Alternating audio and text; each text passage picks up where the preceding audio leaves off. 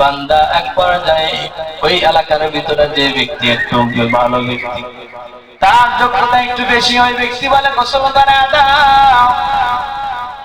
গোসল করানোর পর যে রাস্তা দিয়ে গাড়ি চলাচল মোটামুটি করে, মানুষ চলাচল করে বেশি, ওই রাস্তার উপরে রেখে দাও। সম্মানিত হাজিরিন, ওনার কথা মতো ওই ব্যক্তিকে গোসল করাইয়া এরপরে রাস্তার কিনারে রেখে দেওয়া হয়। দেখো পাশে তাকা, দেখো একদল ডান দিকে তাকা, দেখো দেখো কোন হুজুর পাওয়া যায় নাকি, বামে তাকা, দেখো কোন হুজুর পাওয়া যায় নাকি। বান্দা এরপরে বান্দা 1 ঘন্টা চলে যায় কিন্তু হুজুর পাওয়া যায় না, 2 ঘন্টা চলে যায় কোনো হুজুর পাওয়া যায় না, 3 ঘন্টা চলে যায় হুজুর পাওয়া যায় না, কিন্তু আস্তে আস্তে এরপরে দেখা যায় একটা হুজুর দেখা যায়। বান্দা ভালো করে খেয়াল করবেন, এরপরে এলাকার সন্তান ডাক দেখো, আমরা সকলেই এই হুজুরটারে পাওয়া যায় না হলেও এই ব্যক্তিটাকে জানাজা করবার জন্য, দফন করবার জন্য আমরা সকলে তাকে অনেকভাবে জড়াজড়ি করব, আমরা রিকোয়েস্ট করব। সম্মানিত হাজিরিন, অনেক দূরতে যখন হুজুর আসলো, আসার পরে ওই ব্যক্তিকে সবাই ডাক দিয়ে এলাকার লোকজন হুজুরের যে সালাম দিয়ে, আসসালামু আলাইকুম হুজুর, আমাদের একটা রিকোয়েস্ট আপনার রাখতে হবে, না রাখলে হবে না। হুজুর বলে কি বলেন? এরপর ডাক দিয়ে কয়, এলাকায় আমার একজন মুরব্বী চলে গেছে, তার জানাজা দেওয়ার জন্য জানাশোনা কোনো আলেম নাই, কোনো হাফেজ নাই। অতএব আপনি যদি না জানাজা দেন, কাফন যদি না করায় দেন, দাফন যদি না করেন, তাহলে আর কেউ থাকবে না। ও বান্দা ভালো করে শুনবেন। এরপরে হুজুর রিকোয়েস্ট করার পরে হুজুর বলে ঠিক আছে, তাড়াতাড়ি জানাজার ব্যবস্থা করে দাও। জানাজা নামাজ হয়ে গেল, পাশে গোরস্থান ছিল, ওই গোরস্থানে যাইয়া তাকে মাটি দেওয়া হয়। মাটি দেওয়ার পরে যার যার মতো বাড়িতে চলে যায়, হুজুর বিদ্যালয়ে চলে যায়, মাদ্রাসায় চলে যায়। বান্দাগণ খুব খেয়াল করবে, হুজুর সকালবেলা মাদ্রাসায় যাবে, ঘরে তালা মারা, ওই তালাটা খুলবার জন্য পকেটে হাত দিয়ে দেখে চাবি নেই। এরপরে আরো বিভিন্ন কাগজ ছিল, সামনে পকেটে রেখে দিয়েছিল, ওই কাগজগুলো নাই, এরপরে চাবিও নাই। এরপরে ওই মাদ্রাসা থেকে নিজ বাড়ি পর্যন্ত 3 বার খুঁজেছে, 3 বার খোঁজার পরে দেখে চাবিও পাওয়া যায় না।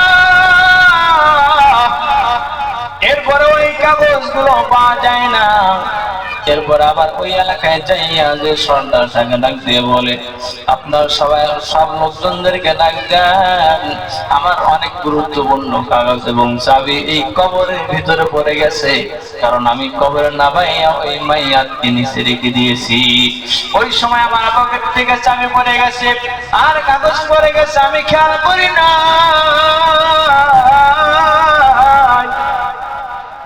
ওই কাগজগুলো অনেক ইম্পর্টেন্ট এবং ওই কাগজগুলো খুব গুরুত্বপূর্ণ, ওই কাগজ ছাড়া হবে না, তাড়াতাড়ি কইরা এই কবর থেকে বের করার ব্যবস্থা করে দেন।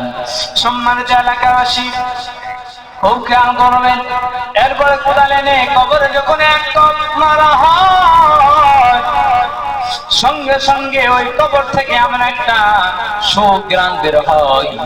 হুজুর ওই সুঘ্রাণ যখন নাকের ভিতরে যায়, হুজুর ডাক দিয়ে কয়, এই সুঘ্রাণ কোন দুনিয়ার আতরের বাসনা নয়, এই সুঘ্রাণ কোন পারফিউম না, এটা হলো জান্নাতের মিশকে আম্বরের বাসনা। তেরে চিৎকার মেরে বলেন না সুবহানাল্লাহ।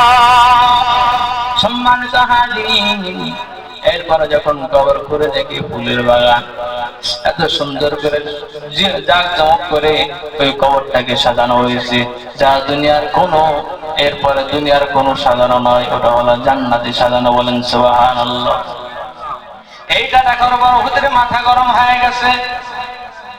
কোন এলাকায় আসলাম, যে এলাকায় একজন ইমাম নাই, একজন মানুষ মারা গেলে তাকে জানাজা করবে, মাটি দিবে, সেই লোক নাই।